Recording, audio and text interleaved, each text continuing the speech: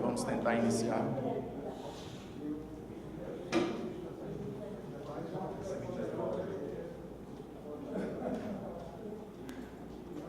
Bom dia aos que nos assistem pela Rede Mundial de Computadores. A palestra de hoje é sobre a capitalização e o regime geral de previdência social. Elementos de análise.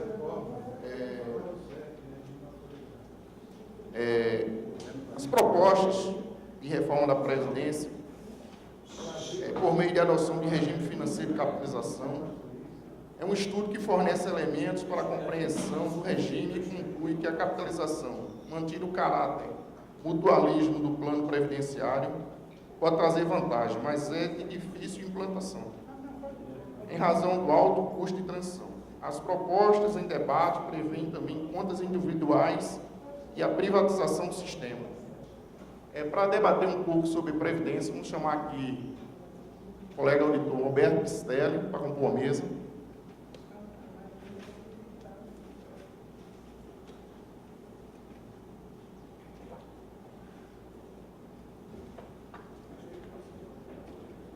O debatedor Luciano Faso.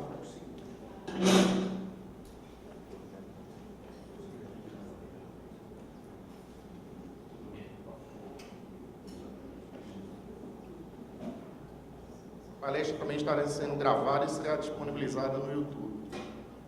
Com a palavra o Luciano e o Roberto. Bom dia a todos e a todas. Meu nome é Luciano Fazio, eu trabalho com Previdência, como consultor da Previdência, tanto no regime geral, no regime próprio, quanto de fundo de pensão. Trabalho sempre do lado dos trabalhadores, dos servidores, dos participantes do fundo de pensão, não trabalho para o governo, não trabalho para as empresas empregadoras, né? Então, na verdade, essa palestra, essa atividade de hoje, nasceu a partir do convite do Roberto Pistelli, que ele fez, amigo de longa data. Eu agradeço, então, a oportunidade de estar aqui. Ontem eu tive a surpresa que, quando nós tínhamos planejado a atividade, não sabíamos o dia que o governo federal ia apresentar a proposta de reforma da Previdência. Então, lá em casa, meu filho me disse, você foi azarado, né? Porque o pessoal vai saber da reforma de você. Eu disse, não, eu vou pedir compreensão à plateia para que pese tem algum elemento que a gente vai comentar. Na verdade, eu não tive a oportunidade de aprofundar, estudar a fundo a proposta de reforma constitucional que foi divulgada apenas ontem. Então, mas o foco da palestra não era exatamente isso. O foco da palestra era um pouco refletir uma ideia de capitalização que foi parte integrante de programa de governo de 5 candidatos à presidência da República em 2018. Ou seja, não é uma coisa tão estranha, né, no nosso meio, sendo que durante o segundo semestre de 2018, 5 dos candidatos, inclusive o candidato eleito, o presidente Bolsonaro, mas também o Alckmin, também o Álvaro Dias, também o Ciro Gomes, afinal, vários, né, propuseram isso. Então, realmente o tema requer é uma coisa nova para o Brasil, né? Apesar de não ser totalmente nova no mundo, e tem algumas experiências também no Brasil ligadas ainda aos regimes próprios, mas a forma com que está chegando é uma forma muito inovadora e muito radical, né? Então nós vamos trabalhar um pouco eu vou, na verdade, esse estudo que foi disponibilizado aqui, cópia impressa, então tem um foco principalmente no regime geral, mas em função dessa apresentação, eu resgatei algumas coisas mais do regime próprio da União, sendo que vocês aqui, dos fiscais da Receita, são mais vinculados ao regime próprio.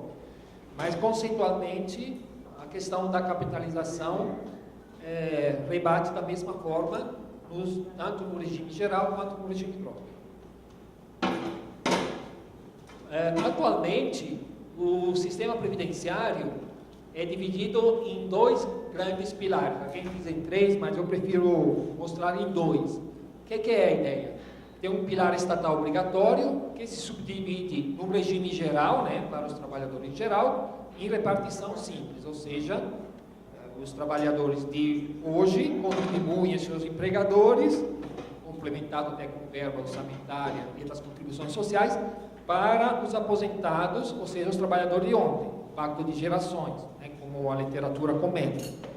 Os regimes próprios, na verdade, que não são obrigatórios, né, mas que todos os estados, além da União, e todos os municípios grandes, todas as capitais do Brasil, por exemplo, né, e metade dos municípios brasileiros, grosso modo, tem regime próprio, eles adotam o regime de repartição, na sua maioria, mas já vários adotam o regime de capitalização para os novos servidores a partir de uma portaria do Ministério da Previdência, que é a portaria 403 de 2008, que prevê, alguém deve ter já ouvido falado, de segregação de massa, ou seja, de entender que tem uma massa, que é a massa antiga, que continua no regime de repartição, e uma massa nova, os servidores contratados a partir de uma certa data de corte.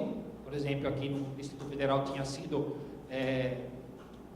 1º de janeiro de 2007, quando foi proposta lá pelo governo Arruda, e então, assim, a partir dali, o pessoal entrava em regime de capitalização, mas era uma capitalização coletiva. Tem também o pilar privado, que praticamente está referindo ao banco e segurador, o PGBL, né, Programa de Garantia de Benefícios Livres, PGBL, né, que é, na verdade, um seguro pago em vida, e que são, em geral, contados como previdência capitalizada individuais. Mas também tem a experiência dos fundos de pensão, por exemplo, o Banco do Brasil, a Caixa Econômica,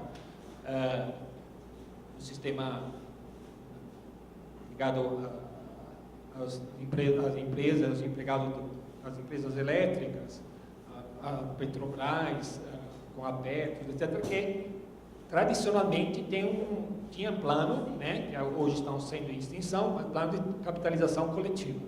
Então, não é tudo novo quando se fala de capitalização, mas para o grande público né? Bom, só introduzindo um pouco qual é a ideia. Bom, muitos daqui presentes, né, até pelo perfil, eu descubro que ingressaram no sistema antes, quando até o regime próprio da Previdência dos servidores civis da União não era contributivo. Esse era o paradigma sancionado, inclusive, em 1988 na nova Constituição. Só que já a partir de 93, governo Itamar Franco, foi feita uma emenda constitucional número 3, que previu a introdução do caráter contributivo da Previdência, e essa, no caso, a partir do final da década, 98, 99, que começou, na verdade, por meio da provisória, começou em julho de 97, mas afinal, no final da década, uma lei começou a, de fato, implementar o caráter contributivo do servidor público da União. Outra mudança foi a emenda constitucional 20, que transformou o tempo de serviço em tempo de contribuição e que trouxe a idade mínima. O que não conseguiu trazer para o regime geral, trouxe para o regime próprio. Mas as grandes mudanças, principais mudanças que aproximaram o regime próprio ao regime geral foi a Emenda Constitucional 41, que introduziu o fim da integralidade da paridade, né, introduzindo como princípio, né, o provento inicial do inativo, uma média da remuneração contributiva para quem tem ingressado no serviço público a partir de 1º de janeiro de 2004. Ou seja, essa foi a particularidade das reformas da Previdência que diz a respeito aos servidores públicos. Elas, na verdade, preservam, de uma certa forma, não totalmente, mas são mais atenciosa, cuidadosa com a expectativa de direito do servidor já em atividade, que em geral é mantida, mesmo que de forma não completa 100%, mas grosso modo é mantida, e as mudanças são aplicadas aos servidores que ingressarão depois da promulgação da emenda. A manutenção da integralidade não foi 100%, porque foi subordinada da mínima, tempo de contribuição, tempo de serviço, antes não era exigido. Foi introduzida a contribuição do aposentado pensionista, que é uma coisa que na prática significa admitir a redução do benefício, porque em que pese se a emenda constitucional fale em contribuição solidária, em última instância, significa que o benefício concedido ao aposentado e pensionista da União, mesmo sendo o direito adquirido, ele é redutível porque, não, formalmente não reduziu o benefício, sim, mas você introduziu uma contribuição sobre o benefício que reduz o valor líquido a receber. O que interessa às pessoas, né, os seres humanos, é o valor líquido, não a nomenclatura das rubricas do contra-cheque, né? E a redução do valor do plano de proteção por morte, que passou a ser integral até o teto do INSS, e 70% acima, o abono em permanência, e a questão grande, que já aproximou então, de forma quase que completa, a previdência do servidor público da União, inclusive, ao regime geral, é a possibilidade de estabelecer um teto, igual ao teto do regime geral, ou de R$ 5.839, para o novo servidor, o servidor contratado depois, no caso da instituição, do regime de previdência complementar do servidor público. No caso da União, esses regimes foram introduzidos todos, tanto na esfera do executivo, quanto no âmbito do judiciário, quanto no âmbito do legislativo, em data diferente, mas todos em 2013. Então, a partir de 2013, fevereiro para o executivo, no caso de vocês, quem entrou depois já tem um valor do provento de aposentadoria futura limitado ao teto. Então, a grande desenho da Previdência ficou muito assemelhado ao regime geral. Tá? Bom, o problema da Previdência do servidor público é que a União, os executivos, né, e a imprensa têm veiculado que o regime próprio seria um barco que está afundando, um navio perdido, né? E a ideia, então, o pessoal nem chama, quando é gentil, chama de déficit, quando não é gentil, chama de rombo, de quebradeira, de escândalo, né? Bom, esse déficit é um mito ou é uma realidade? Minha resposta é que, infelizmente, a partir da mudança legislativa que ocorreram nesse meio tempo, ele se tornou um fato, e vamos ver por quê, né? Bom, em última instância, o regime próprio da União, ele é custeado em regime financeiro de repartição simples. O que é esse regime? Na verdade, o meu administrador, representado por esse moço, ele a cada período, que é o período mensal, ele administra o pagamento de algumas despesas, que são as aposentadorias, pensões e outros benefícios do regime aos segurados, por meio de uma arrecadação de receita. Ele cuida que nesse meio tempo, mês a mês, no caso, as receitas dêem conta das despesas. Então, é um regime chamado, por isso, de fluxo de caixa, porque não entesoura os recursos, não os acumula, nem muito menos os aplica financeiramente. Então, difere realmente o custo de cada período é financiado no próprio período. O custo de janeiro é financiado com as receitas de janeiro. Bom, o equilíbrio se baseia no conceito de resultado, receita menos despesa, até, porém, 2004, quando foi promulgada a Lei 10.887, o que dizia a lei? Olha, a cada mês eu arrecado as contribuições dos órgãos estatais a que o servidor está vinculado, empregador público, arrecado as contribuições do servidor ativo e vejo se elas dão conta de pagar a folha dos benefícios de manutenção. Se não der, né, o Estado complementa a diferença mês a mês. Então, na verdade, até 2004 não existia institucionalmente, legalmente, a figura do déficit, porque a todo mês eventuais complementos eram automáticos sem configurar uma rubrica de resultado. Quando foi pela Lei 10.887, na verdade o Estado disse, não, as contribuições sobre a folha, né, elas têm que ser, essas são as contribuições previdenciárias. Então, se elas não dão conta de pagar a folha de benefício de manutenção, há déficit.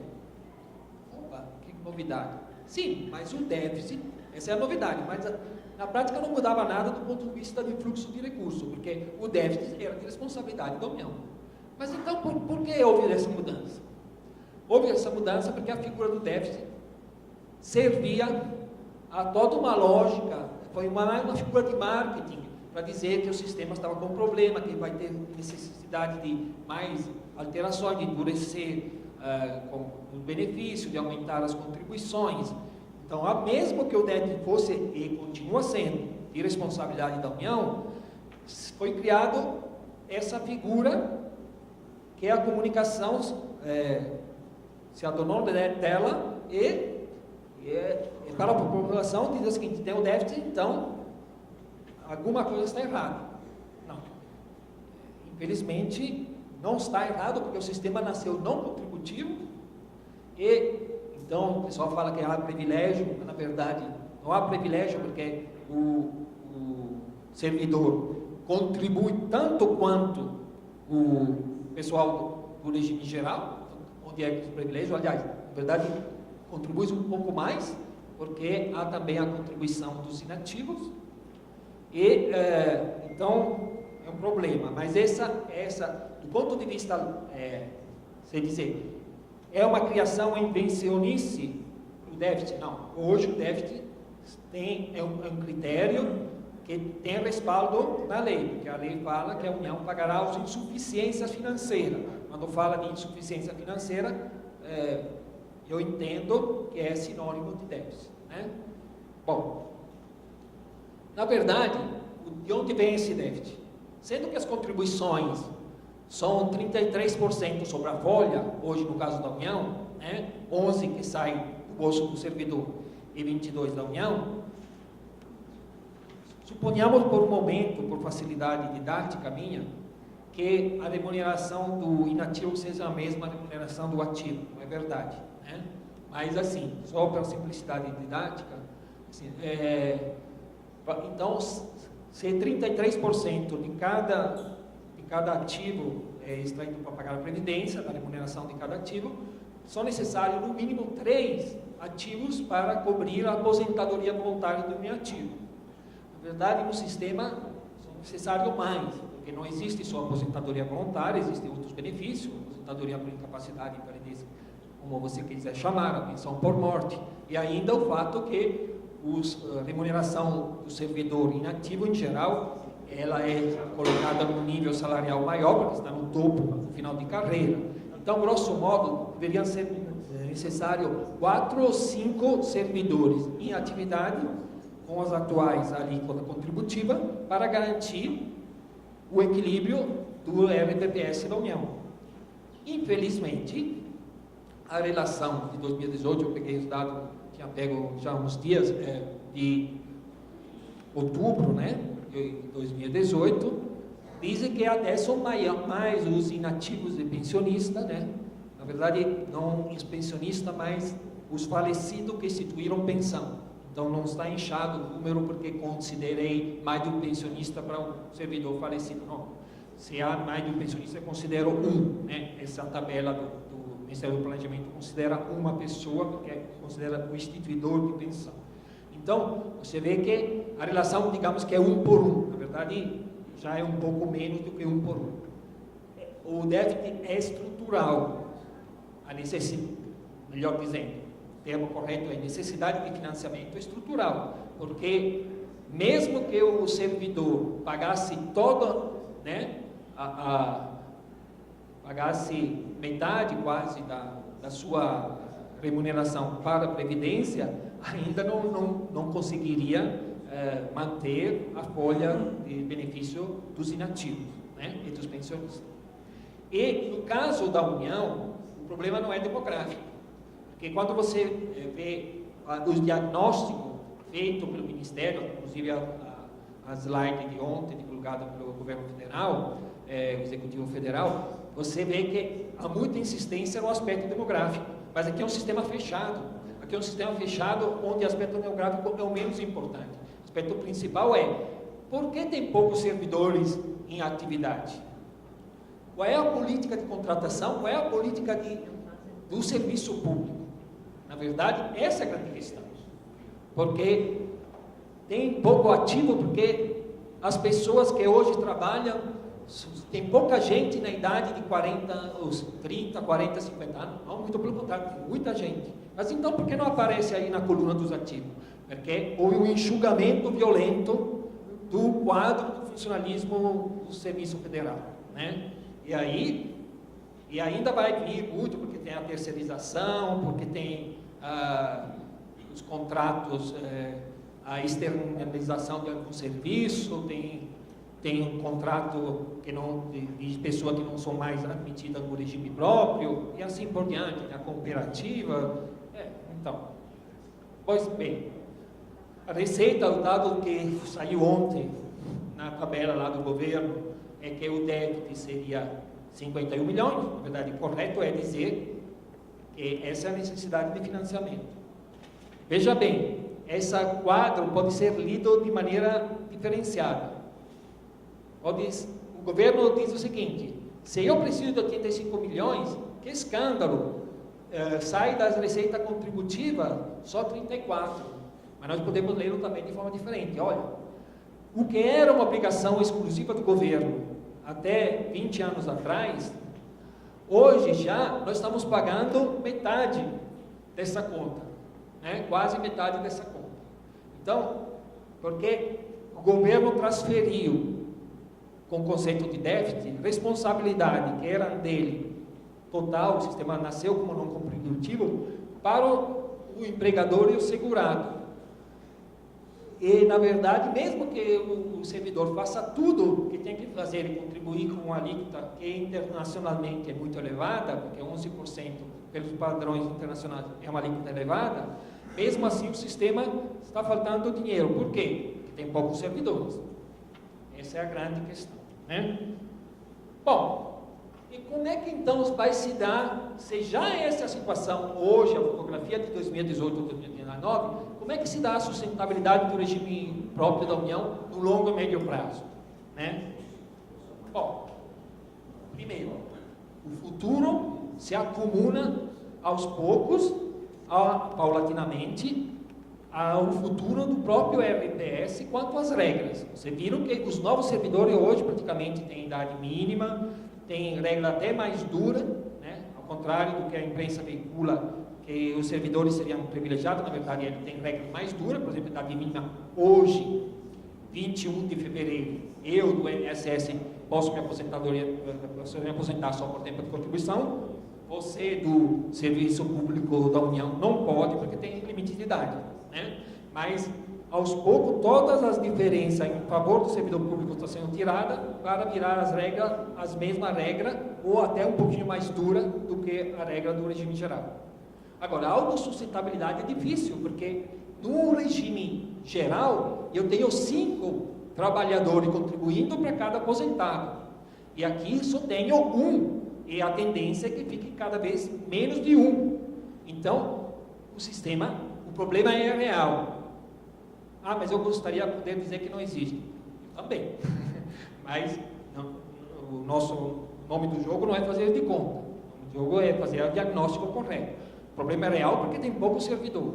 Então, a sustentabilidade do sistema, apenas com base nas contribuições, está comprometida. A necessidade de financiamento vai aumentar. Mas isso não é nenhum escândalo, né? Apesar do que o governo diz. Mas o governo, na verdade, não apenas diz que é um escândalo, como toma providência, porque não quer isso. Ele está fugindo de responsabilidade assumida no passado. E a sociedade está de acordo, né? Infelizmente, é um pouco esse o quadro. Uma pergunta, uma provocação. Será que nós, pensando no novo servidor que ingressa hoje, por exemplo, na Receita Federal, é jogo para ele ficar no regime próprio?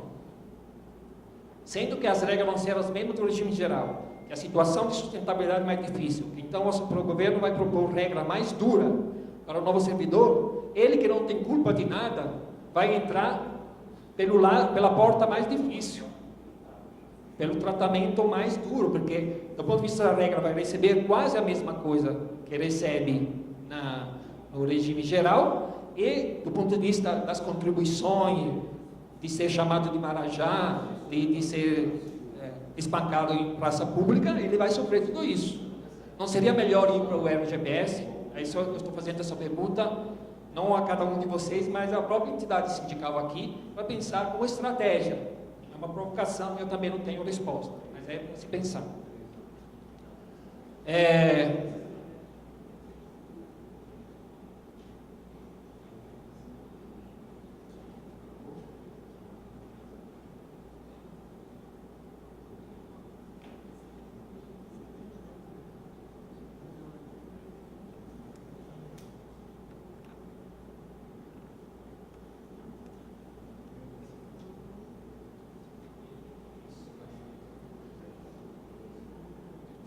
Voltou. Momento de pânico. Então, vamos lá.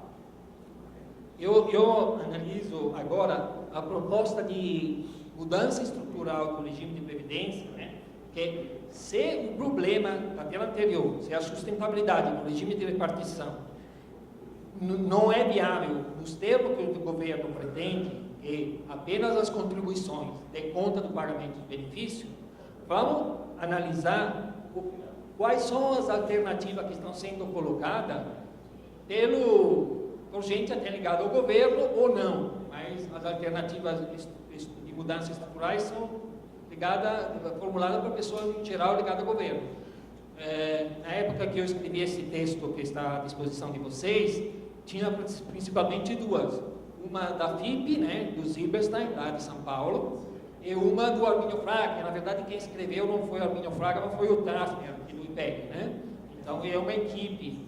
Eles disseram na imprensa que foi o próprio Arminio Fraga que bancou, com recursos pessoais deles, esse grupo de trabalho, né? Sei, eu também acredito em Papai Noel, então tudo bem, né? Mas é uma proposta que veio de pessoa ligada ao mercado financeiro, Arminio Fraga, e a FIP, a USP, né?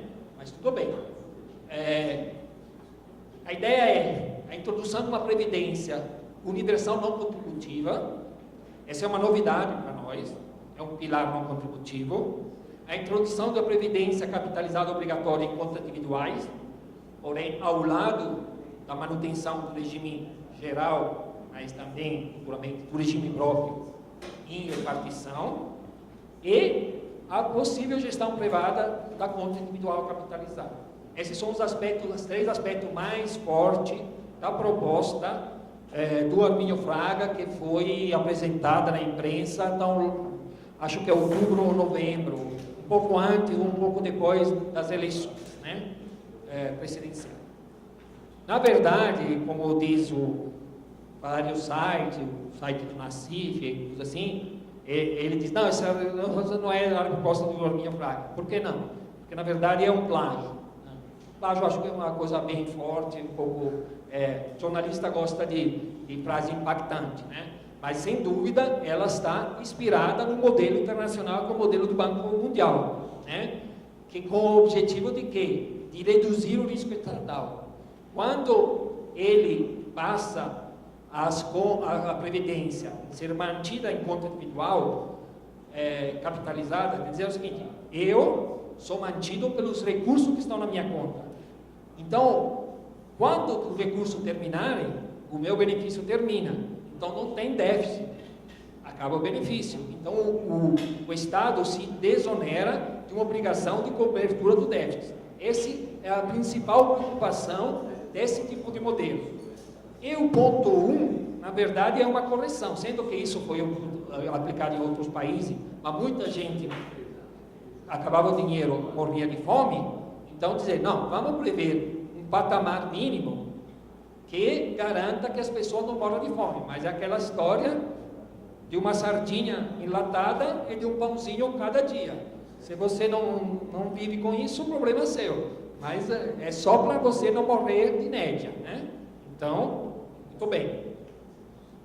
Então, a proposta do Fraga tem o seguinte desenho, né? Que era um pilar universal não contributivo, chamado de renda básica do idoso. Na proposta da época era 70% do salário mínimo. A manutenção de um pilar obrigatório em repartição, tanto no RGPS, mas por analogia também no RFPS, e um pilar obrigatório em capitalização em contas individuais, que, quando terminar a transição, ia responder por, digamos, o 30% do atual teto do RGPS, ou seja, se hoje 5.800, vamos arredondar, são 6 mil reais, tem uma parte que seria 700 reais num pilar obrigatório não contributivo, teria uma parte que vai dos 700 aos 4.000, que seria no pilar obrigatório de repartição, e para chegar ao teto teria uma parte de 2.000, dos 4.000 aos 6.000, que seria num pilar obrigatório de capitalização individual. E ainda continuaria a possibilidade das pessoas, como existe hoje, fazer as suas aplicações em seguro, em previdência de banco e seguradora. Isso continuaria igual ao pilar. Então, seria uma estruturação em 4 pilares, conforme o modelo do Banco Mundial. E, no caso da proposta do Fraga e do Tafner, seria aqui a soma do pilar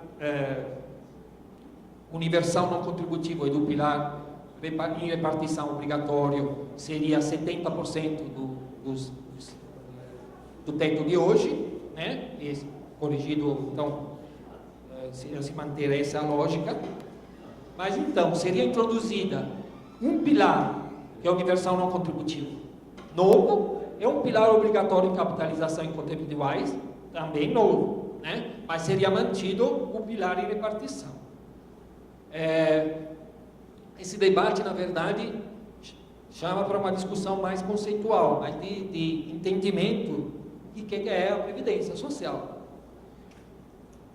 A nossa Constituição fala que ela é um direito social. Então, é uma coisa... O que é direito social? São os direitos que vêm a assegurar um mínimo de igualdade socioeconômica, ou seja, igualdade material, para todas as pessoas. Saúde, alimentação, transporte, previdência, educação, tem que ter um mínimo de patamar mínimo assegurado a todo cidadão como direito de cidadania. Mas a nossa Constituição também diz que esse direito é contributivo. Desde a emenda constitucional número 20, que fala isso, com esse dizer direito contributivo, e desde a emenda constitucional 41 de 2003, que fala isso para os servidores públicos.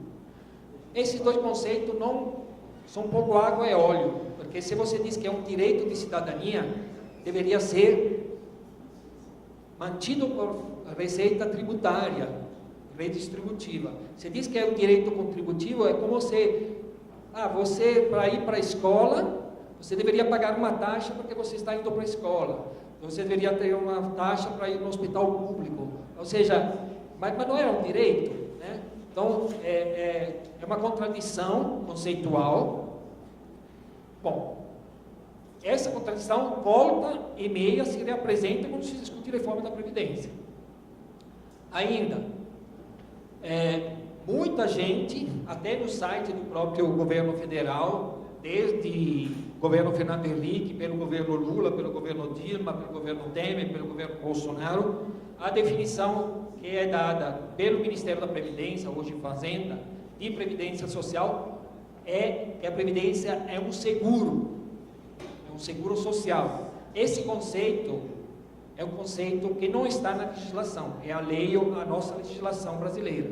Por quê? Porque o seguro, os vulneráveis no seguro, todo aquele sujeito a determinado risco, se cotiza para pagar as indenizações daquele que, além de ser exposto ao risco, sofre as consequências da materialização do risco, né? Então são vítimas do sinistro, mas todos são sujeitos ao sinistro, mas então todos estão dispostos a pagar para pagar as indenizações das vítimas do sinistro, mas é uma lógica totalmente contributiva, que ela exclui totalmente a ideia de direito social. Então é a lógica privada aplicada à previdência pública. É muito perigoso esse conceito de seguro social, porque os excluídos, para mim não interessa, se ele não tem dinheiro para pagar, o que eles fazem aqui? Querem o meu dinheiro de eu que estou pagando? Essa é a visão que está embutida nesse conceito perverso de seguro social.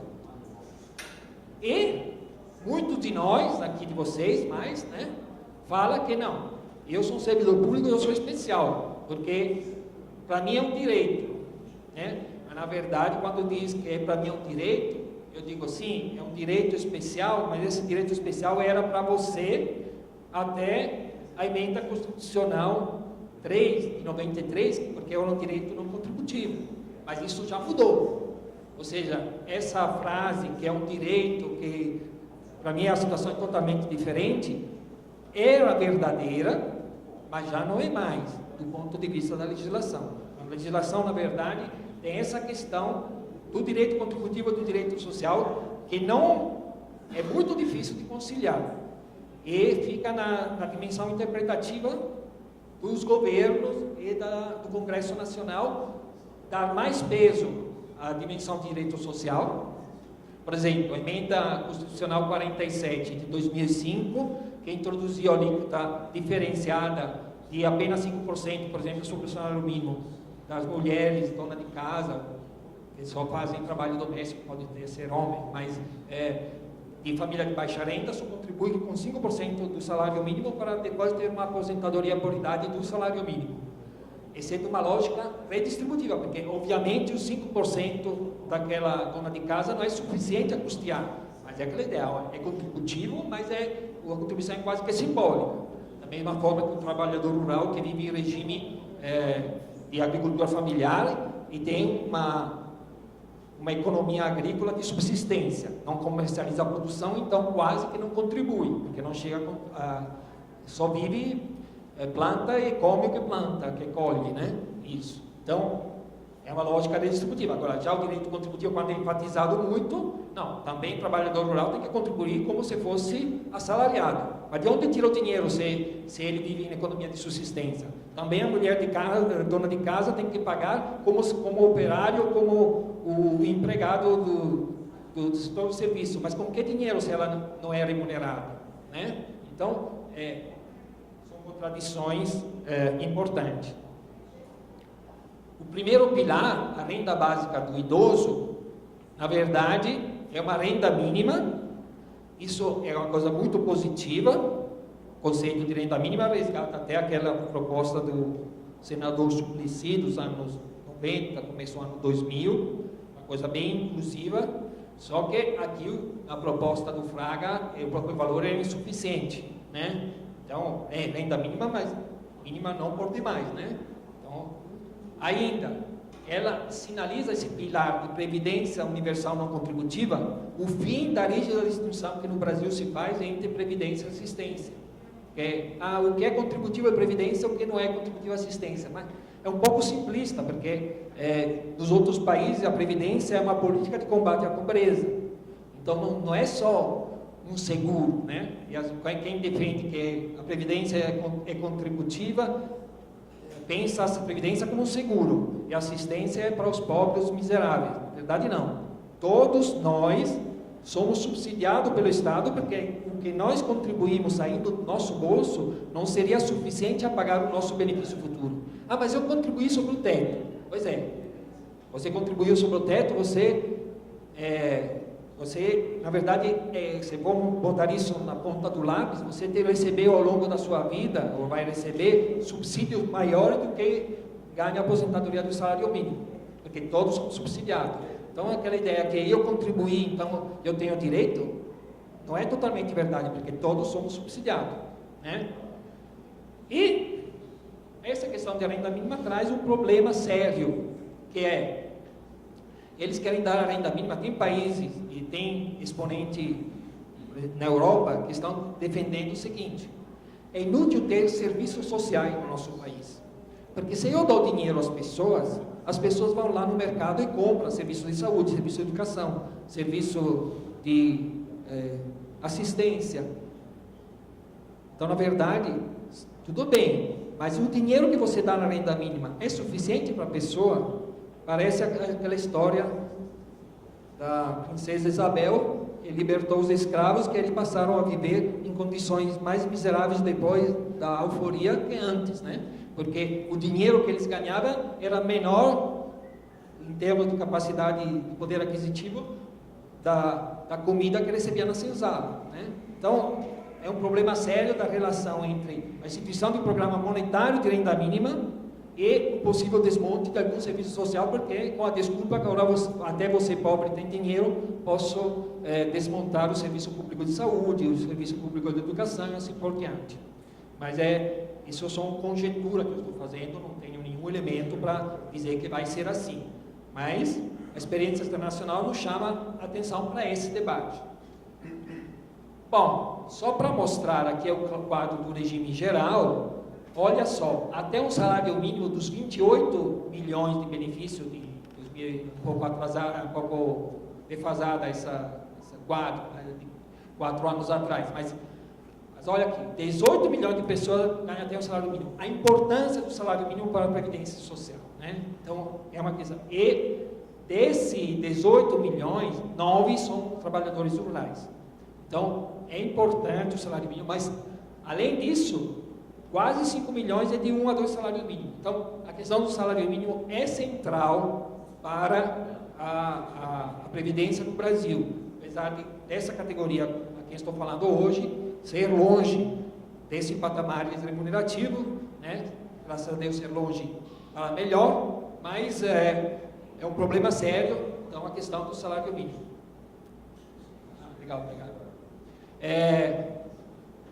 Então, o piso previdenciário, por exemplo, o Temer, na proposta, na PEC 287, tentou desvincular os benefícios do salário mínimo, né?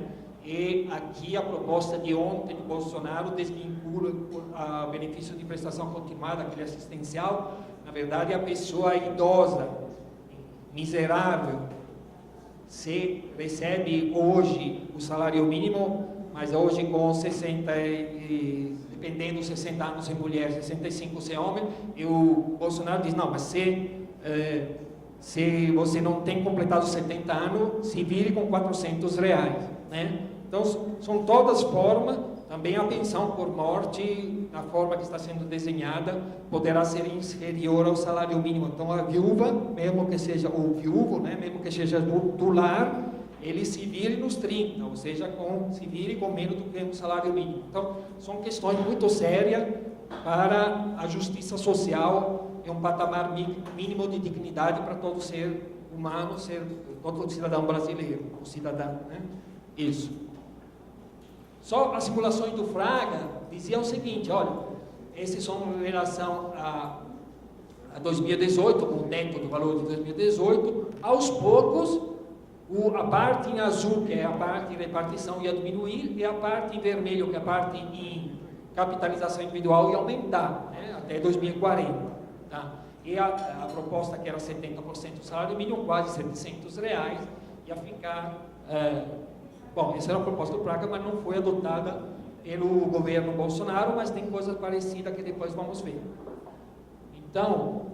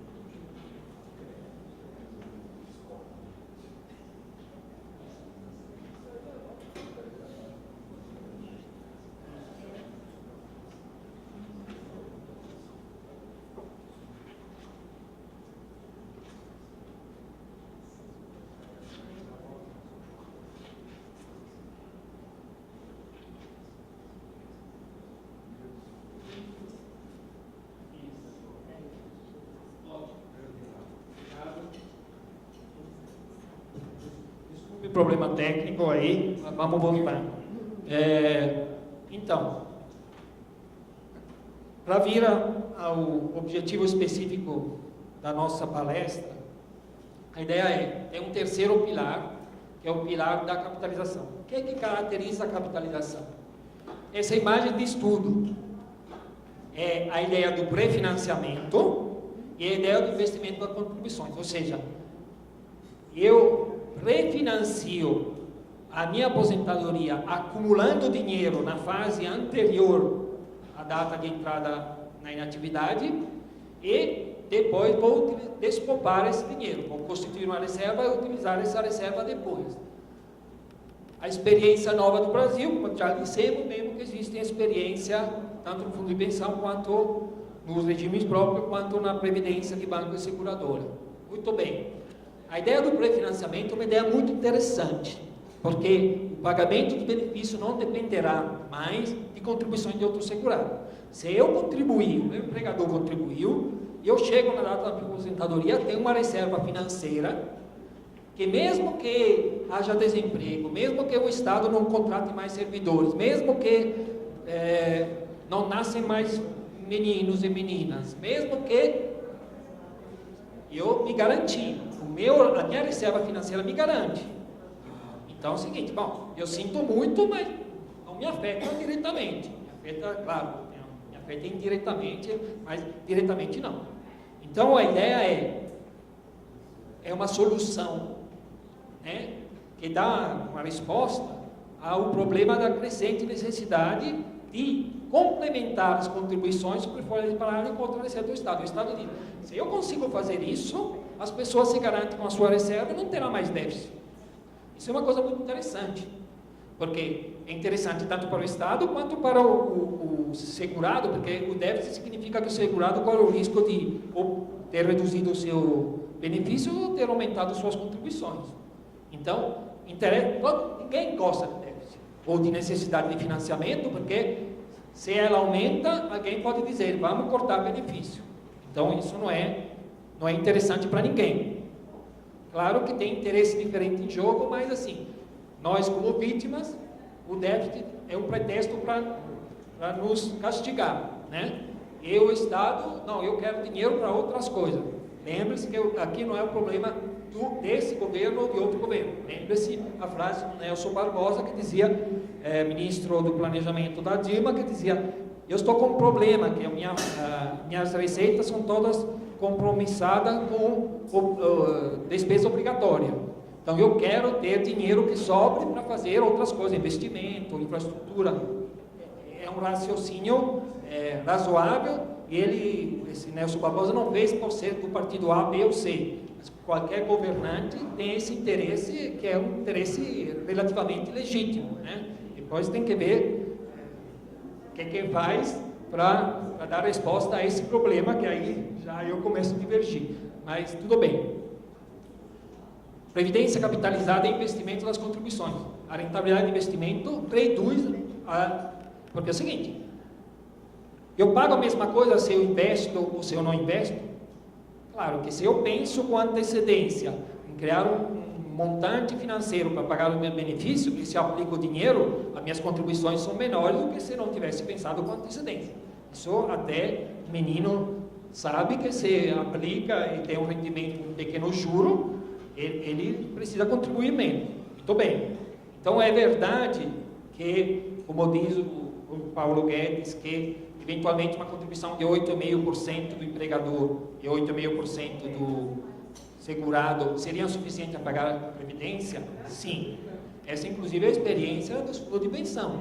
Com esse percentuais contributivo de 17% sobre a base contributiva, eu consigo garantir um benefício da mesma ordem de grandeza da base contributiva, né? Então, uma coisa bem interessante. Até em tese, chegaria perto da integralidade, né? Isso. Então, esse é outro aspecto muito interessante. Mas tem a questão do risco. O risco financeiro. Bom, a ideia aqui dessa figura é do dinheiro voar embora, né? Então o cara fica com o cara preocupadíssimo, né? Bom, a depender do investimento, a rentabilidade pode ser inferior ao previsto.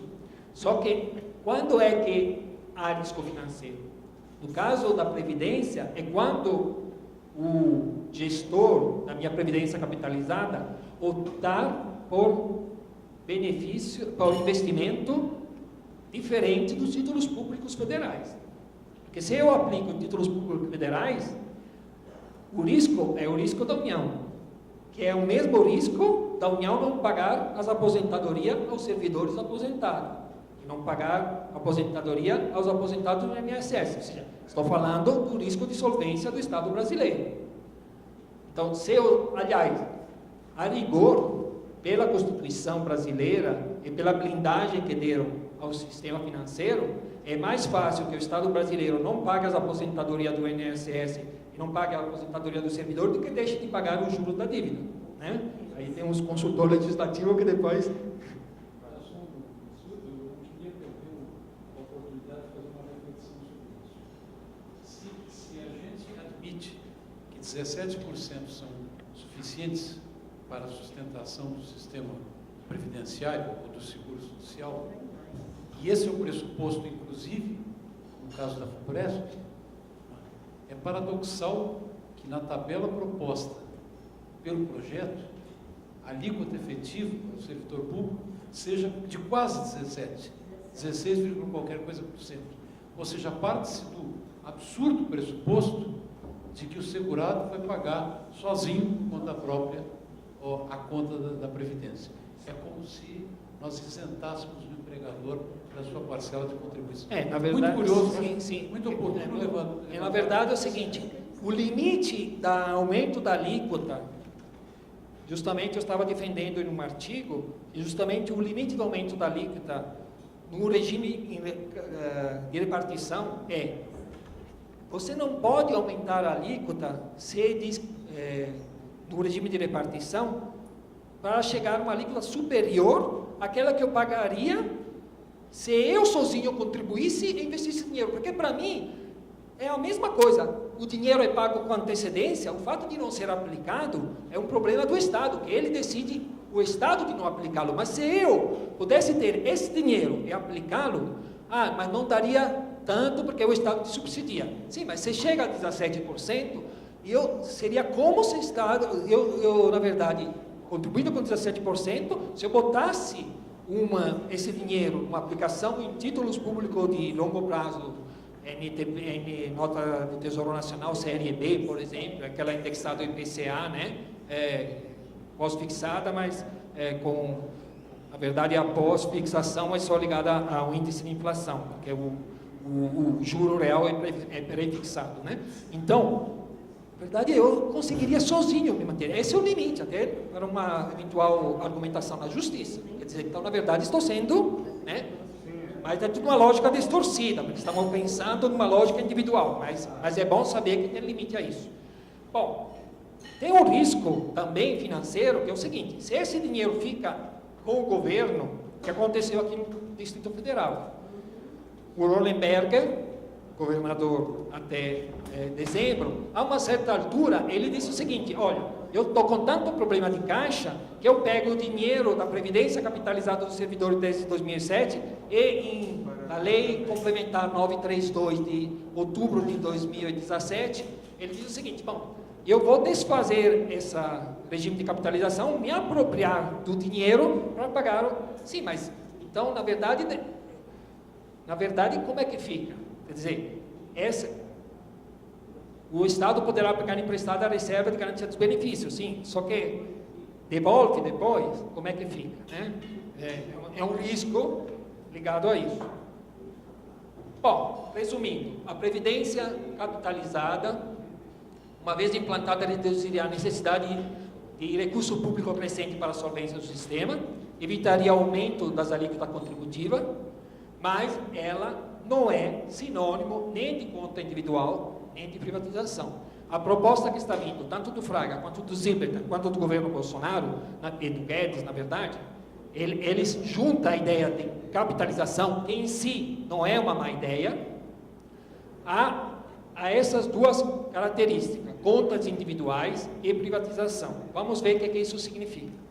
Ainda depois vamos ver que tem um elevado custo de transição, quer dizer, não é de fácil implementação. Bom, primeiro, alto custo de transição.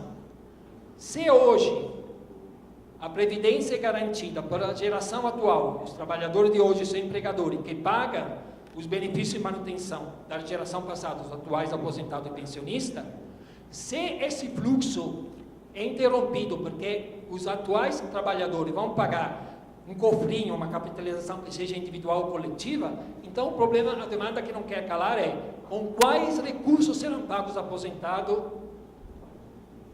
É a viúva, né? É o Estado, é a União. E ainda, não apenas o aposentado, mas se eu tivesse 55 anos, eu contribuí desde 18 para a Previdência Pública, em regime de repartição, e me diz agora é capitalizada, como é que eu, nos últimos 5 anos, nos últimos 10 anos, eu consigo botar dinheiro no meu cofrinho, individual ou coletivo, suficiente? Claro que não. Então, eu faço jus também a uma indenização pelos 20 ou 30 anos que contribuí para o regime de repartição, porque o meu cofrinho não pode, eu fiz o meu dever. E o meu cofrinho não pode ficar vazio porque o Estado utilizou de outra forma o dinheiro que eu, de fato, contribuí. Então, a nossa contribuição, que eu contribuí dele, foi utilizada, tá? Segundo informação, onde a gente quer, olha, Brasília, e assim vai dizer, eles usaram o meu dinheiro. E agora não faz eu pagar a contribuição. Tá certo. Pois é. Então, o custo de transição, na verdade, significa que se eu quero instituir um sistema capitalizado, pré-financiado, ou seja, os trabalhadores em atividade financiam nessa geração a sua aposentadoria futura. Mas nessa geração eu tenho também os aposentados que também serão pagos. Então eu pago 2 gerações em um período temporal só.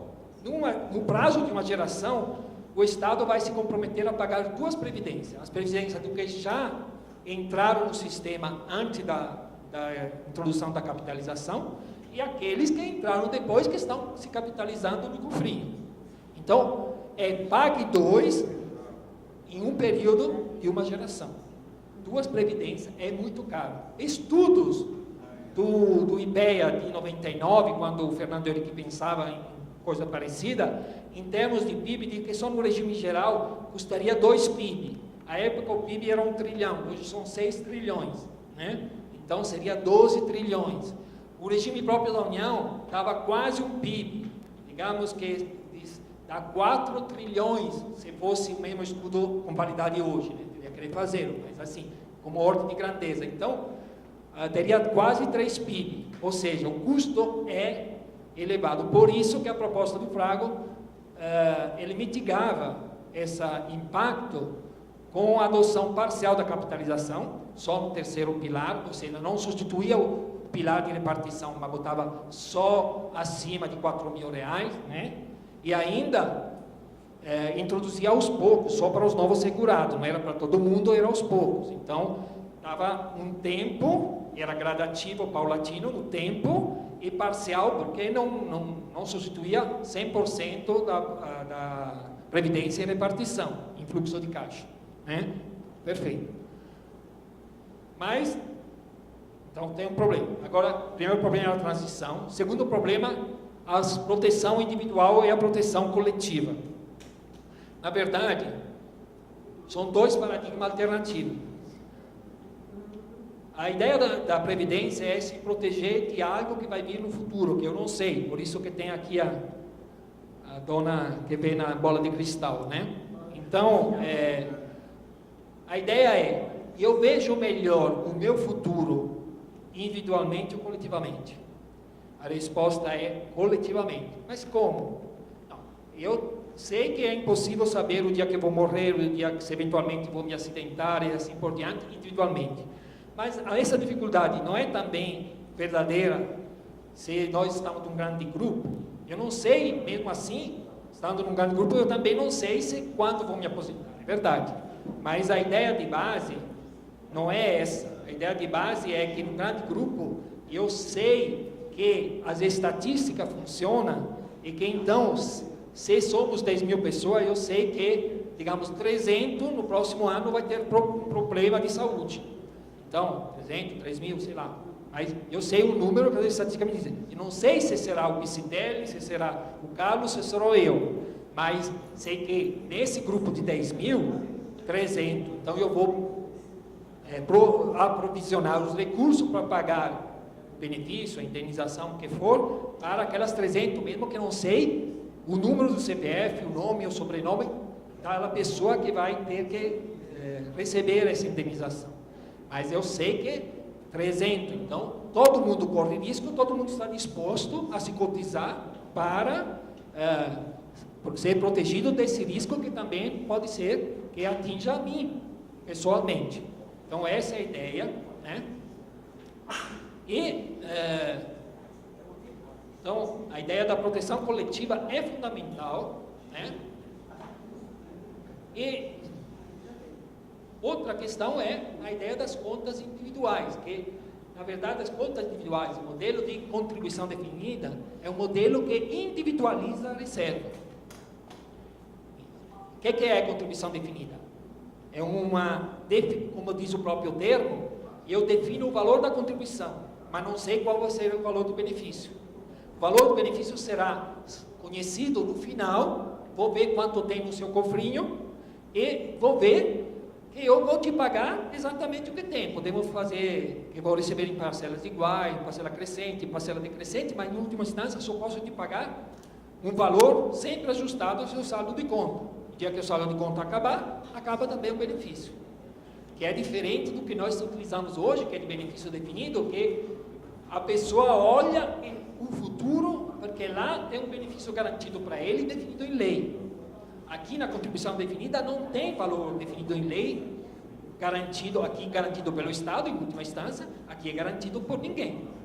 Então, no benefício definido hoje, eu defino-se o valor e não sei exatamente quanto custa, quem vai contribuir, como é que vai, mas pelo menos o valor dá uma tranquilidade para a pessoa em idade avançada, a pessoa inválida, que sabe que não vai ficar a ver navios, né? Então isso é muito importante. Na verdade, a previsibilidade, como eu estava dizendo, depende do que na matemática, na probabilidade, se chama lei de grandes números. Podemos traduzir aqui com essa dizer, para um grupo de pessoas de uma população conhecida, o Brasil, por exemplo, as frequências relativas a determinado evento, pense a evento de invalidez, tanto mais tende a repetir as estatísticas elaboradas para a população total do Brasil, quanto maior o tamanho do grupo. Ou seja, se nós somos servidores da União, somos 1 milhão de pessoas, 600, 1000 de um lado, 600 do outro, a probabilidade de se invalidar é praticamente a mesma probabilidade da população brasileira, né? Por quê? Porque o grupo é suficientemente grande. Claro que se é um grupo de 50 pessoas, não dá, né? Porque aí, acaso, a amostra não é significativa. Então, eventos previdenciários individuais, uma invalidez, uma morte em atividade, uma vida muito longa, além do que as tábuas de mortalidade iam dizer que ia acontecer em média, são imprevisíveis. Eu não sei se vou viver muito depois de aposentado ou se vou falecer em poucos meses. Sei lá. Mas é previsível o número de pessoas que vivem mais, o número de pessoas que se invalidam em atividade, o número, não saber quem, mas o número sim. Então isso permite uma proteção coletiva se a gente adota uma lógica coletiva, né? É isso que está sendo posto em xeque pelas propostas do Fraga, do Zilberstein, do próprio Bolsonaro, porque ele diz, vai para uma lógica individual. A lógica individual, quanto dinheiro precisa para eu me sustentar na velhice?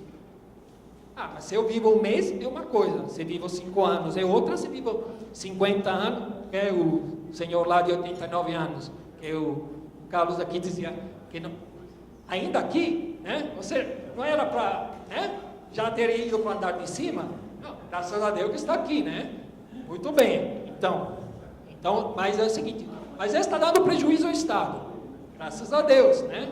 Então, por quê? Porque se ele tivesse que pensar 30 anos atrás, quanto dinheiro eu guardo para me garantir, e tivesse olhado a expectativa de vida, era que as pessoas da geração dele, em geral, diziam, não, você vive até os 30 anos, pois é, ele já está quase com 90. Então é o seguinte, se tivesse guardado o dinheiro certo para 80 anos, confiando, ia se dar mal. Mas dentro de uma lógica solidária coletiva, tem alguém que paga por ele. Porque também tem gente que faleceu antes dos 80 anos, que era a expectativa de vida na época que o camarada se aposentou, né? Então, tá certo. Proteção individual é cara e leva a 2 riscos, ou da ineficácia ou da ineficiência. Suponhamos que eu seja um motorista de táxi que precisa do carro para botar comida no prato da minha família e que não exista seguro no país que eu viva. Então, eu tenho que ter um carro na rua e tenho que ter um carro de reserva, o dinheiro equivalente no banco. Porque o dia que tenho perda total, pego o dinheiro do banco, ou pego o carro da garagem e vou rodar para ganhar. Mas diante do custo elevado para mim, taxista, digamos que o carro seja 70 mil reais, como é que eu, que vivo de ser motorista, afinal, apenas um motorista, consigo ter a qualquer momento 70 mil reais guardados, e o dia que tiver um acidente, ter de novo outros 70 mil, porque pode ser que no dia seguinte tenha um segundo acidente. Então, esse custo faz com que a pessoa diz, não, essa proteção é muito cara, eu desisto da proteção. Esse é o risco das contas individuais. É tão caro, às vezes, que a pessoa desiste, aceita ser desprotegida. Então, a proteção social, o direito social, vão para o ralo, né? Então, é 8,80, ou desistir da proteção, ou pagar um custo excessivo. De repente, eu guardei tanto dinheiro para eventualidade de ter uma perda total do carro, nunca teve acidente, vivi mal, porque achei que podia acontecer o pior. Então, o pessoal vai dizer, você foi muito estúpido, você renunciou a viver por causa de medo. Mas como é que eu vou saber que não tem a bola de cristal, né? Então, a ideia do seguro, a ideia do mutualismo, é dizer o seguinte, olha, a seguradora, tudo bem que tem também um lucro, mas esquece do lucro nesse momento. Ela pega os 1.000 carros do segurado, diz que a porcentagem de incidência, de sinistralidade é 10%, então cobra o prêmio para pagar 100 carros supondo que o acidente seja só de perda total, para simplificar o nosso exemplo didático aqui. Então, todo mundo pagou, eu que paguei o seguro que não teve acidente, não fico com raiva, porque na verdade eu fiquei protegido também, né? Então, ainda bem que não teve acidente, que não teve essa dor de cabeça. Eu fiquei, porém, podendo planejar minha vida com tranquilidade, porque fiquei por debaixo do guarda-chuva da proteção, no caso do seguro, mas no caso que estamos falando da Previdência. Bom, então, a Previdência em conta individual significa transferência do risco social para o indivíduo, desonerando o Estado. É isso. Contas individuais significa uma operação planejada de desmonte do Estado, não apenas do lado leviatã, do lado ruim do Estado, mas também do lado bom, do Estado protetor. Não, o Estado é mínimo, não faz mais nada, você tem um problema em se vire. Ah, mas eu não posso pensar nisso antes. Não é comigo, não é com ninguém. Cada um por si, é a lei da selva. Como já dissemos, é uma estratégia ineficaz, porque as pessoas abrem mão da proteção, ou ineficiente, porque paga muito, o custo-benefício é muito desvantajoso.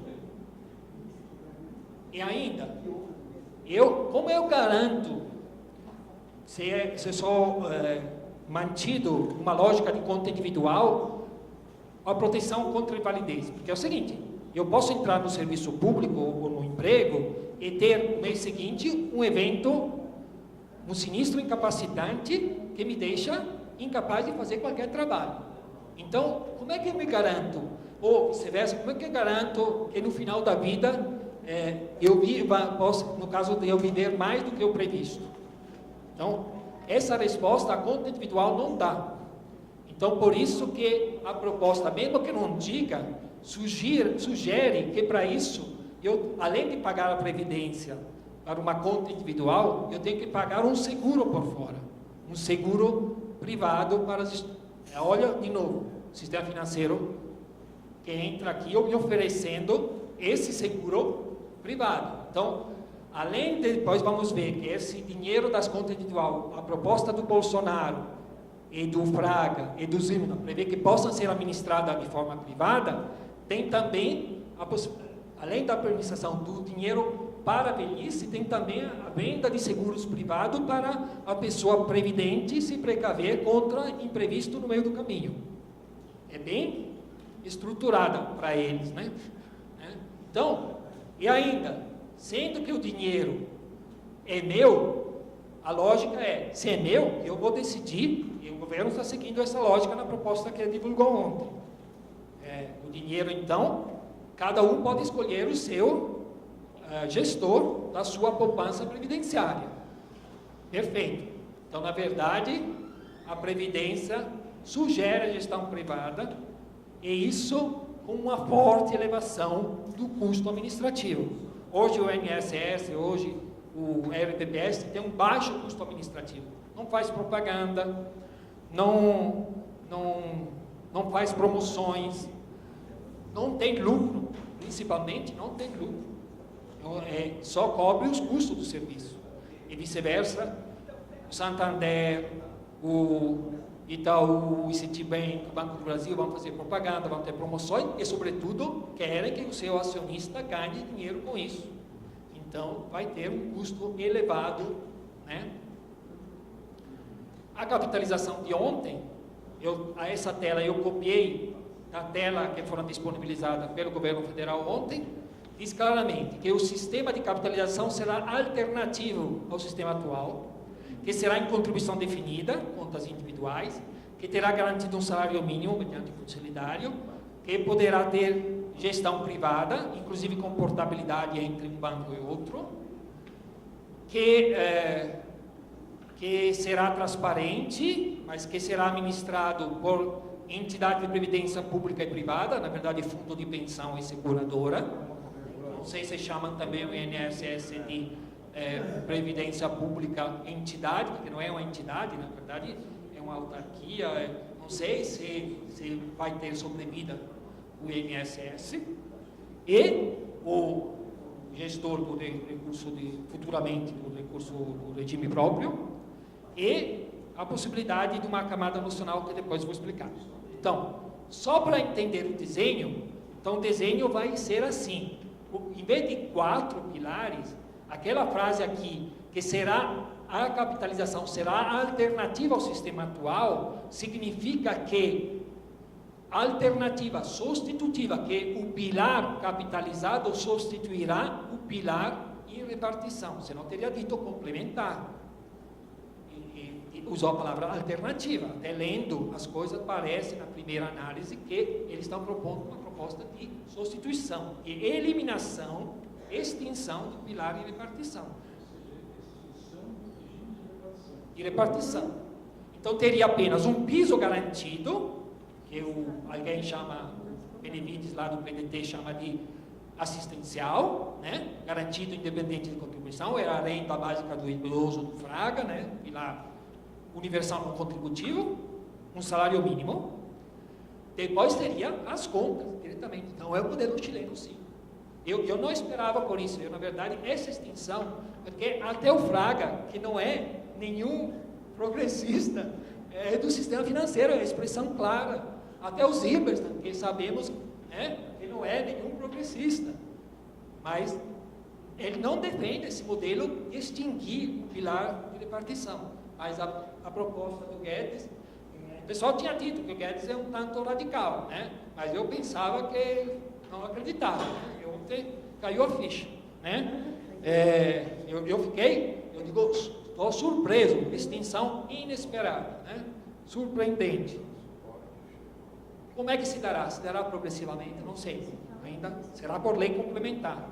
Mas veja bem, essa questão de será por lei complementar é muito interessante, porque na verdade, não precisa mais aquele rito demorado, não é só que não precisa o 3/5, mas o rito, a sociedade consegue se mobilizar pelas 40 sessões obrigatórias, nas comissões, enquanto se discute demoradamente no Congresso Nacional, a sociedade pode se mobilizar. Lei complementar pode ser proposta hoje e votada relativamente cedo, não digo amanhã, mas quase, né?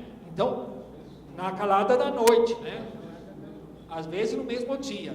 Então, olha só. Então, é complicado. E ainda, aqui seria autorizada, na verdade é o seguinte, fora o piso garantido, futuramente, pela proposta, é claro que a proposta não é a definitiva, vai sofrer ainda muito ajuste de negociação com o Congresso, com os partidos, com o governador, mas pela proposta, é o que temos de ontem para hoje, na verdade, teria o salário mínimo que ficaria na Previdência Pública, gerida publicamente, todo o resto iria para uma lógica de privatização. Contas individuais geridas por bancos e seguradora em última instância. Ou fundo de pensão, né? Privado, né? Que são entidades privadas, né? Mesmo que não tenha fins lucrativos, né? Fundo de pensão são entidades privadas. Então, desenho apenas para o novo segurado. O que isso significa? Simplesmente adiar o custo, porque o custo terá, mas eu digo que será, na verdade eu faço essa regra, o governo Bolsonaro não sentirá os impactos desse novo desenho se for implementado, nem o governo sucessivo, é uma bomba relógio que explodirá para as futuras gerações, como aconteceu no Chile. Pinochet não sentiu os efeitos da pobreza criado pelos seus Chicago Boys, né? Mas foram as gerações subsequentes que sofreram, né? Então, isso. Concluindo, a capitalização coletiva é uma proposta interessante, infelizmente não está sendo proposta. Essa proposta é uma capitalização individual. Ela daria sustentabilidade sem depender do número de segurados ativos e de aportes estatais. Seria sustentabilidade, mas com a proteção, boa proteção previdenciária. O problema da capitalização coletiva é que, como a individual, ela tem um altíssimo custo de transição. Porque eu, numa geração, tenho que pagar 2 previdências. Pago antecipadamente de quem está trabalhando hoje e tenho que pagar de quem já está aposentado. Então, é um custo fiscal elevadíssimo. Então, eu, pessoalmente, até simpatizo com a ideia da capitalização, só que tem um nó na minha cabeça, como é que faz isso? Diante da dificuldade, eu tento dizer que talvez não, apesar de ser instigante, interessante, talvez não seja boa para o país nesse momento, né? Mas eu acho que ela teria umas vantagens em tese. Agora o problema é como implementá-la. Mas o que estamos falando não é a capitalização coletiva, é a capitalização individual, que é mais cara. Por quê? Por que é mais cara? Porque se eu sou hoje do INSS, suponhamos que eu não tenha filho, não tenha mulher, seja um eremita, né? Misógino, com raiva do mundo, nem namorei, nem fiz filho, nada. Sozinho no mundo, tenho raiva de todo mundo. Pois é, se eu falecer antes de eu me aposentar e não tenho dependentes, onde vai o dinheiro que eu paguei para o INSS? Na verdade, foi utilizado pelos demais. Então é o seguinte, se de 100 pessoas, 90 chegam à aposentadoria, quando eu fiz o INSS, faz esse cálculo, quantos benefícios terei que pagar no futuro? É 90. Então eu posso cobrar menos das pessoas dos 100 em atividade, porque só 90 chega lá. Claro que o número 100 e 90 são números de fantasia só didáticos aqui. Então, mas se eu vice-versa tenho conta individual, eu, misógino, com raiva do mundo, sem ninguém, botei o dinheiro no meu cofrinho. No dia que eu falecer ser independente, eu claro que vou para o paraíso ou para o inferno, isso é uma discussão de outra natureza, mas eu desapareço daqui. Não tenho dependente, onde vai o dinheiro?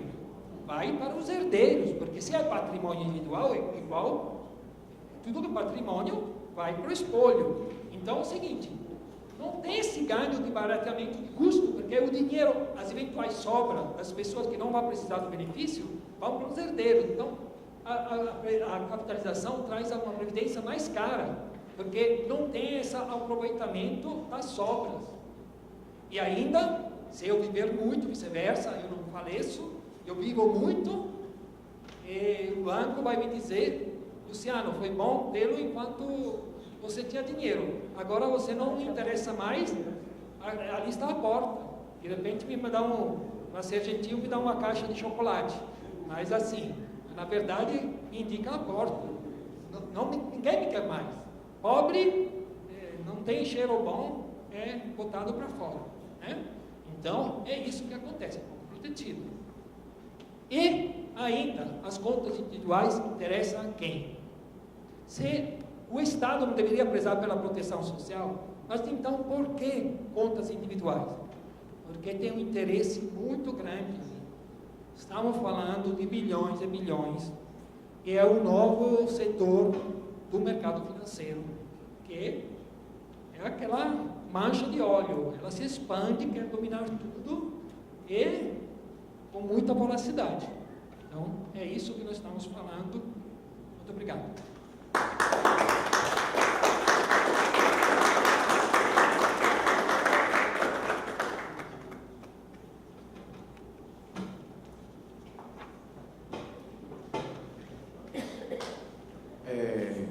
Muito boa a explicação do colega.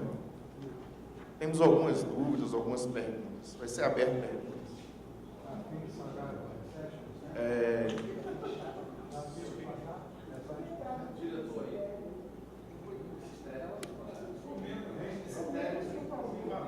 Rubens, me ajuda ali. Bom, em primeiro lugar, eu sei que nós temos pouco tempo, infelizmente.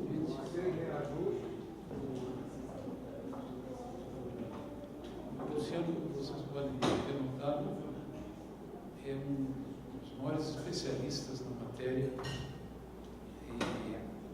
uma matéria pouco conhecida, pouco explorada, existe escassa bibliografia sobre o assunto, mas a ideia justamente de trazer o Luciano aqui foi não só pela sua competência técnica, é pela seriedade com que ele trata esses assuntos, né? Com a imparcialidade com que ele aborda esses assuntos, né? Isso eu acho admirável, muito raro no Brasil atual, especialmente no campo que há impregnado de ideologia, né? De direcionamento e uma forte campanha publicitária nesse momento. A haveria muita coisa para falar, então vamos tentar resumir alguma coisa para dar oportunidade aos presentes, né? Mas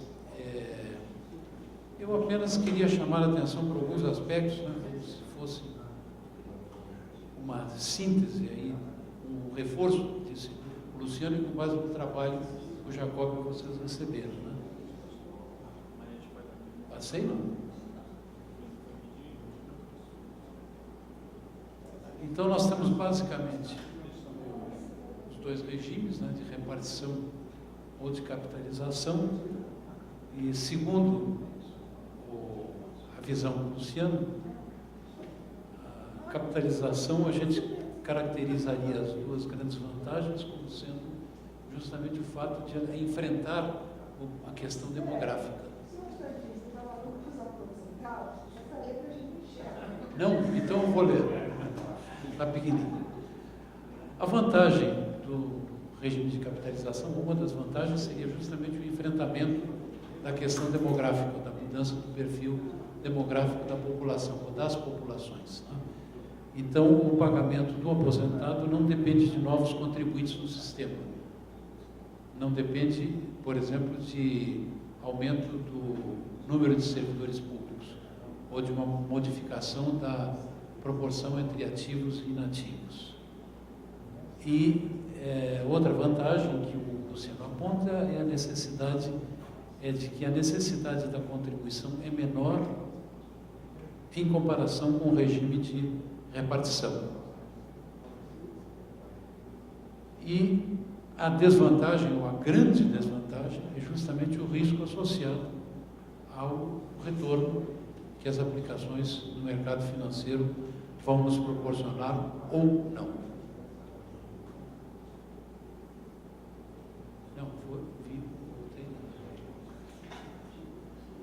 O Luciano deixa muito claro no trabalho que, na realidade, há vários aspectos relacionados à capitalização. Na realidade, eu posso ter a capitalização sob várias formas diferentes. Eu chamei aí de modalidades numa tentativa de esquematizar a ideia de como pode se configurar esse regime. Ou seja, ela pode ser pública ou privada. Por exemplo, o INSS é uma modalidade de capitalização pública. O projeto dá a entender, claro, quer dizer, ele não dá a entender, ele dá a brecha, porque ele fala que pode ser pública ou privada.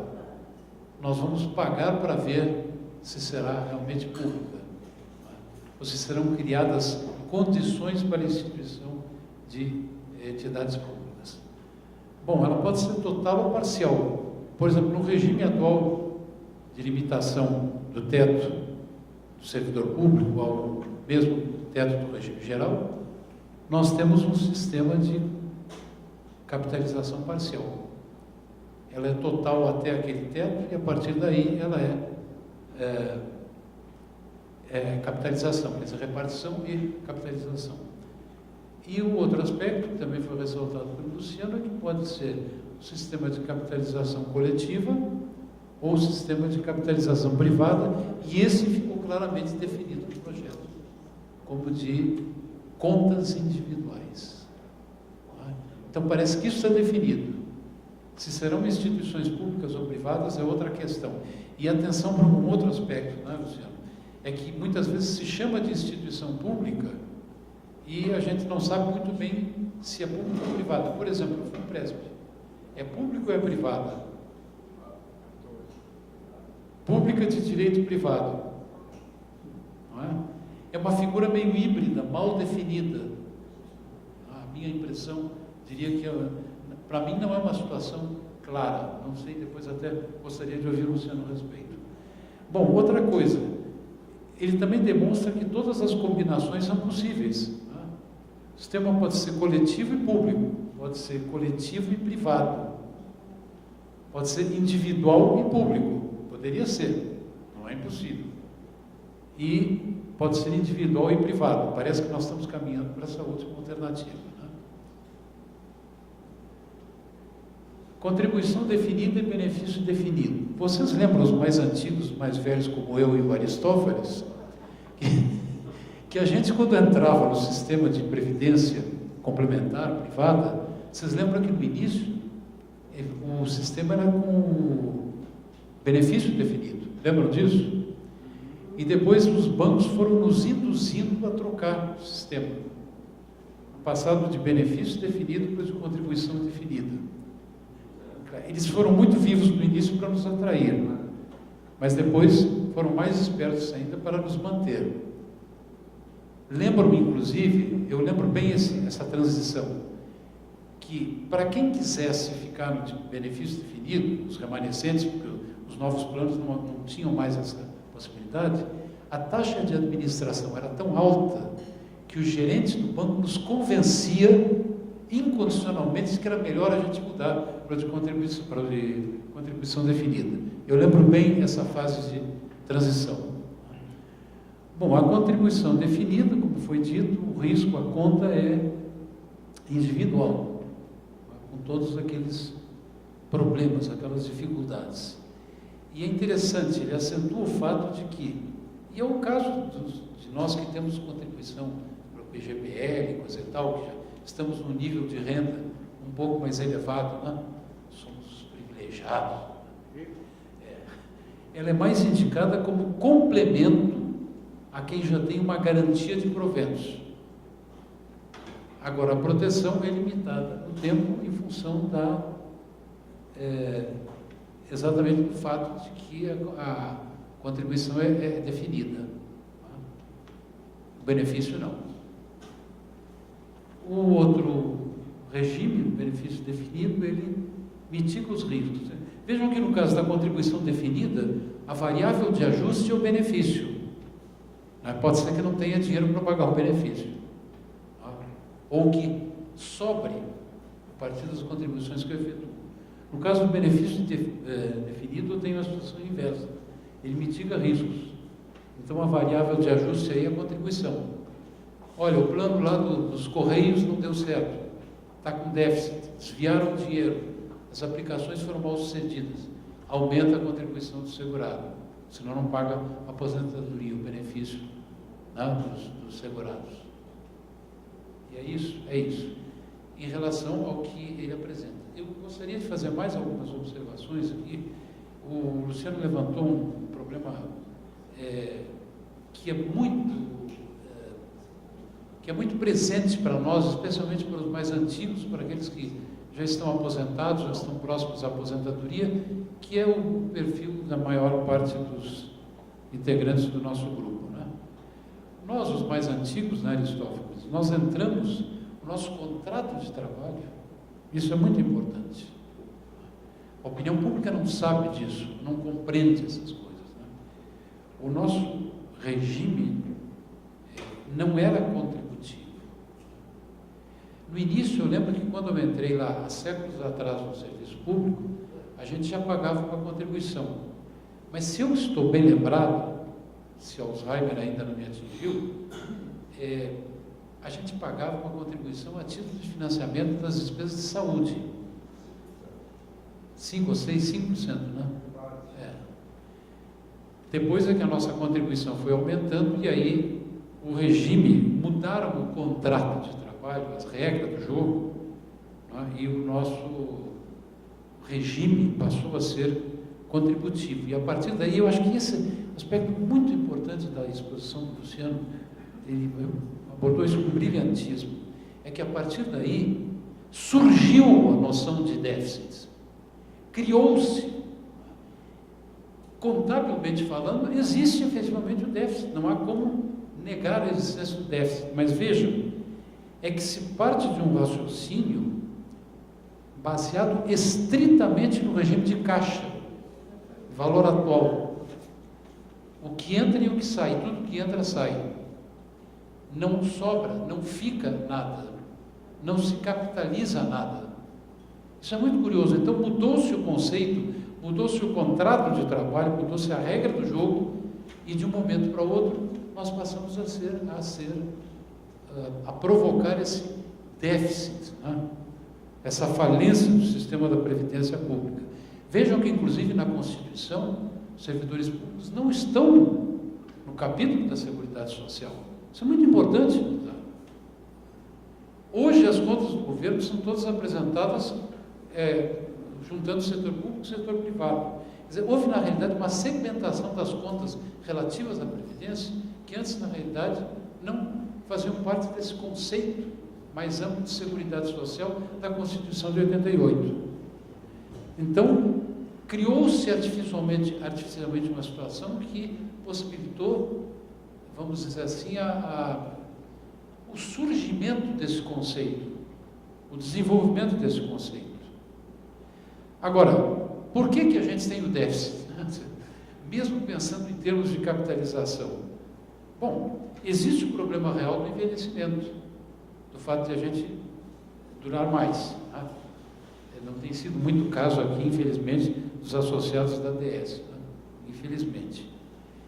Mas vejam bem que, apesar de a gente ter alguns com mais de 100, né? Temos alguns com mais de 100, mas de modo geral, digamos assim, há episódios muito frequentes, né, de falecimento entre os nossos associados. Mas vejam bem, o que agravou, o que agravaria a situação do sistema? Bom, além da questão do envelhecimento, uma questão natural, que é indiscutível, mas nós temos uma outra questão levantada pelo Luciano, que é o fato de que há cada vez menos admissões no serviço público. Então, essa relação, ela vem caindo, e a tendência é de uma queda crescente. Menos ativos e mais inativos.